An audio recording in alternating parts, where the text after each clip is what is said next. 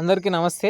ఉస్మానియా యూనివర్సిటీకి సంబంధించినటువంటి degree third semester మరియు ఫిఫ్త్ సెమిస్టర్ ఎగ్జామ్లు అనేటటువంటివి నవంబర్ 19 నుంచి స్టార్ట్ కావడం జరుగుతుంది ఇంగ్లీష్ ఎగ్జామ్స్తో.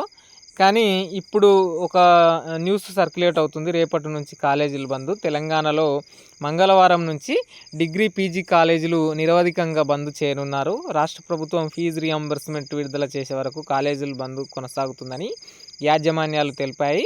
డిగ్రీ పీజీ సెమిస్టర్ పరీక్షలు కూడా నిర్వహించబోమని కాలేజీ యాజమాన్యాలు స్పష్టం చేశాయనేటటువంటిది ఒక న్యూస్ సర్క్యులేట్ అవుతుంది.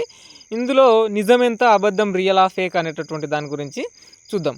అయితే ఈ రోజటి వరకు ఎగ్జామ్ హాల్ టికెట్ అనేటటువంటి ఇష్యూ చేయడం జరిగింది, అంటే తీసుకోవడం జరిగింది విద్యార్థులు.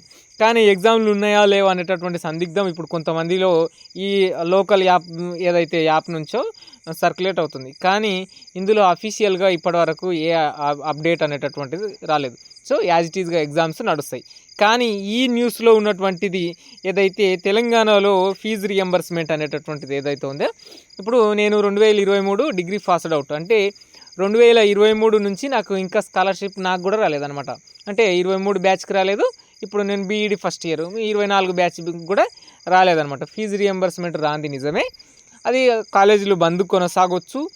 కానీ ఎగ్జామ్లు అనేటటువంటివి క్యాన్సిల్ అయినాయి అనేటటువంటి దాంట్లో నిజం లేదు ఇప్పటివరకు. అయితే ఫర్దర్గా ఏ డీటెయిల్స్ వచ్చినా సరే దండు వెంకట్రాములు యూట్యూబ్ ఛానల్లో, దండు వెంకట్రాములు టెలిగ్రామ్ ఛానల్లో అప్లోడ్ చేస్తా. అక్కడ నుంచి తీసుకొని మీరు ప్రిపరేషన్ అయితే కంటిన్యూ చేయండి. 99% ఎగ్జామ్స్ కొనసాగుతాయి.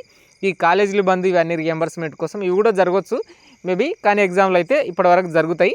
ఇప్పటివరకు ఏ అఫీషియల్గా ఉస్మానియా యూనివర్సిటీ నుంచి పత్రికా ప్రకటన ఇట్లా ఏం రాలేదు. సో మీరేం టెన్షన్ పడకుండా చదువుకోండి.